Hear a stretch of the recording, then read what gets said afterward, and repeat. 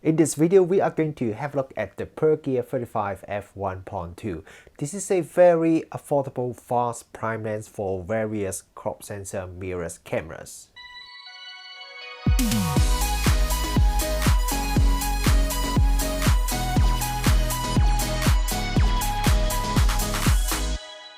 Kia ora, good morning everyone, Richard Wong here, welcome back to the channel. So in today's video, we are going to have a look at another lens from Pergear.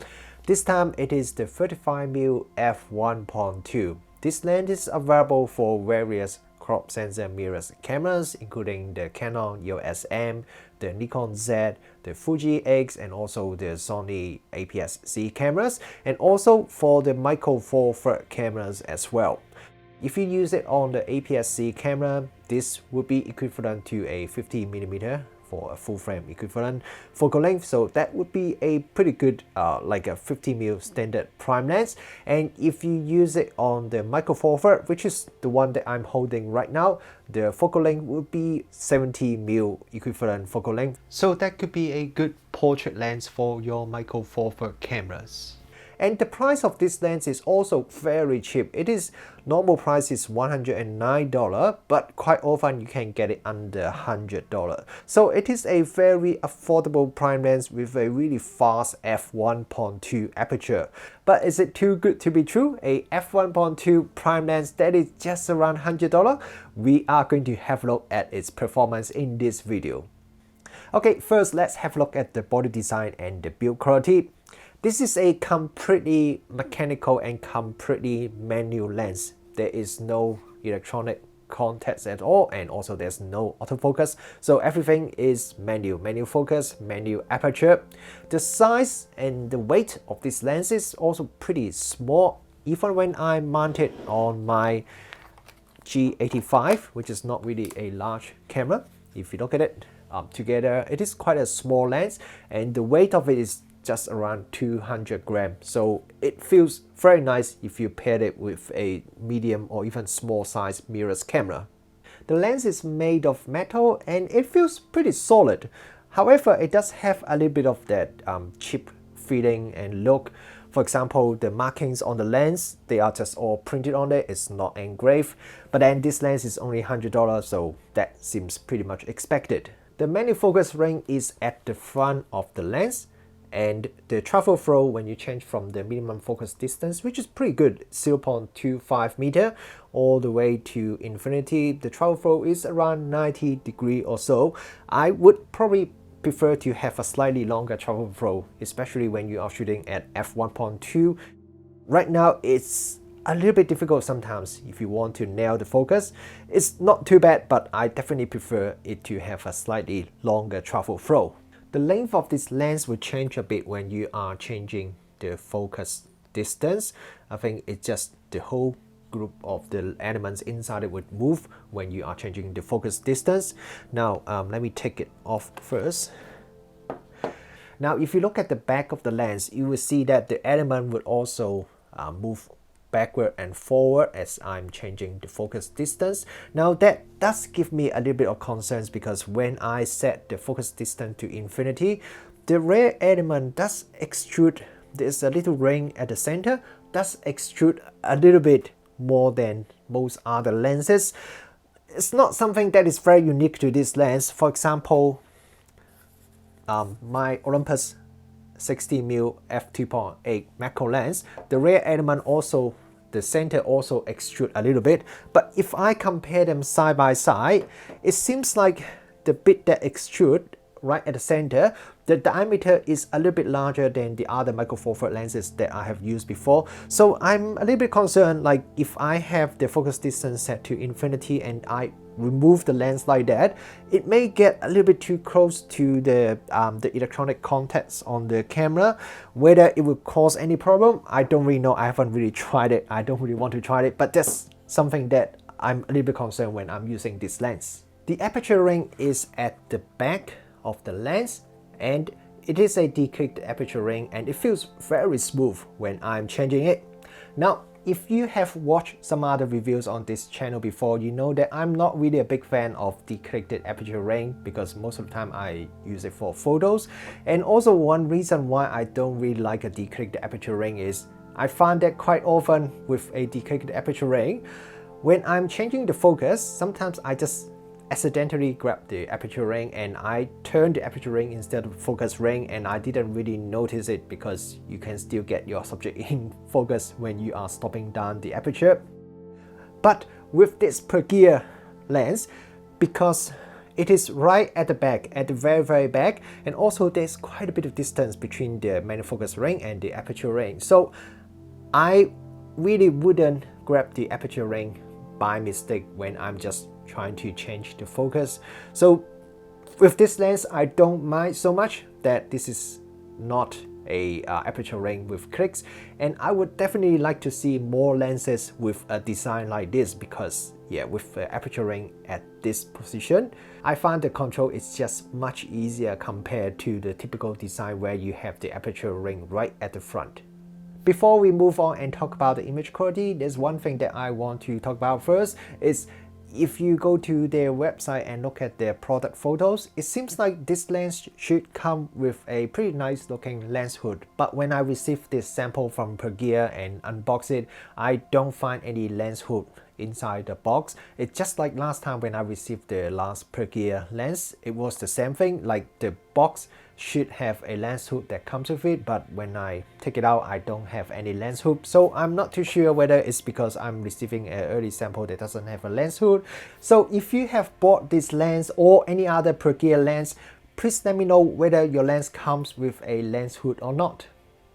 Okay, let's talk about the image sharpness and start from the center sharpness.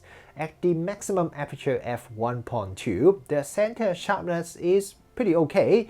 I say okay because I probably wouldn't call it very sharp, but it's definitely very usable. Stop down to f2 and the center sharpness become pretty good now, and if you stop down to f2.8, then the center sharpness become excellent. Corner at the maximum aperture f1.2 is definitely quite soft. Even when I stop down to f2 or even f2.8, the corner is still a little bit soft. When I stop down to f4, now I have some corner sharpness, and if I stop down to f5.6, then the corner sharpness now become pretty good. One thing you have to remember though is I am testing the Micro Four Thirds version, which the sensor area is a little bit smaller than the APS-C sensor cameras, so it's already using the more center part of the image circle. So if you are planning to buy the version for the APS-C mirrorless camera, the corner sharpness could be a little bit softer than what I have tested in this video. This Pergear 35 f1.2 lens has a 10 braid aperture design, and with its fast 1.2 maximum aperture, it is quite easy if you want to blur the background and create some foreground-background separation. So in terms of the bokeh quality, I think overall it is pretty good. The bokeh is pretty round and also pretty smooth, and even when I stop down the lens a little bit, the bokeh still looks pretty nice and pretty round. I do notice at the corner of the image, especially when you are shooting at the maximum aperture, there could be a bit of cat's eye bokeh effect. You got a bit of those swirly bokeh. Whether you like it or not is quite a personal thing, but overall to me, I quite like the bokeh from this lens. It looks nice and also has a little bit of character.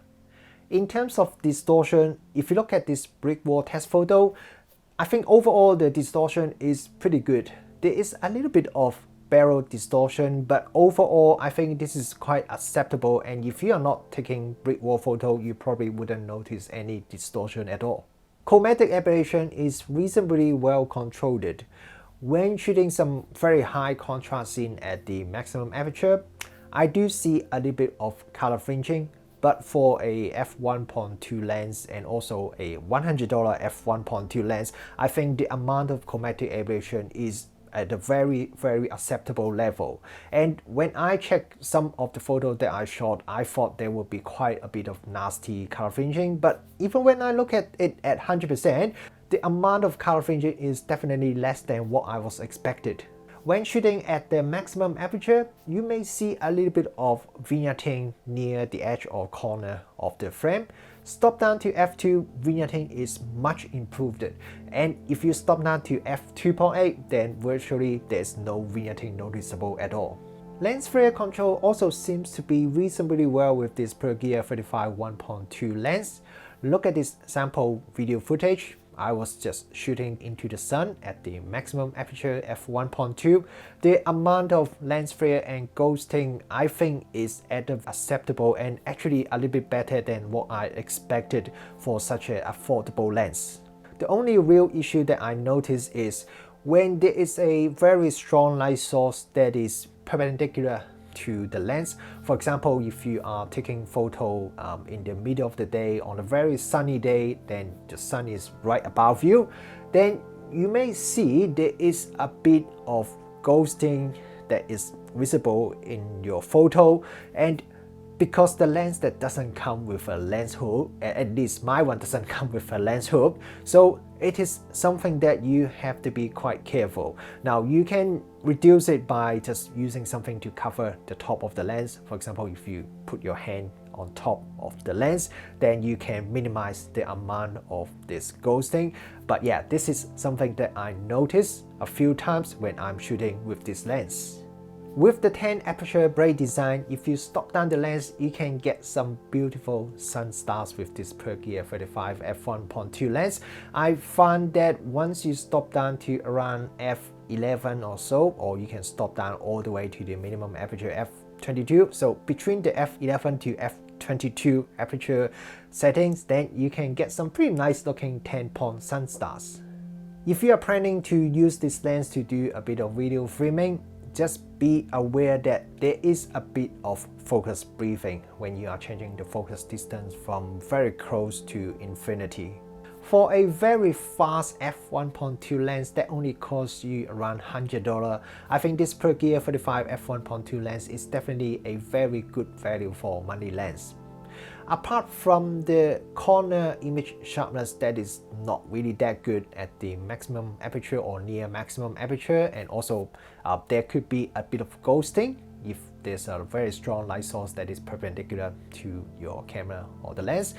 Apart from these two, the overall image quality is actually pretty good. My only concern about this lens is when I set the focus distance to infinity, the rear element seems to be sticking out just a little bit more than what I like to see, especially for the micro four thirds version. It just seems to be quite close to the electronic contents on the camera. So to be fair, it may be completely nothing. It may not actually be causing any problem, and to me, actually, I haven't noticed any real problem, but it's just something that I noticed that get me a little bit cautious. But apart from that, this is a very nice and fun lens, and also I really like how compact it is and also quite lightweight it is, so you could easily just chuck it into your camera bag even if you're not planning to use it. And when you need a fast lens, maybe because you're shooting under very low light or you just want to create some shadow depth of field, just chuck it onto your camera and then you can have some beautiful photos that is captured by this Pergear 35 f1.2 lens.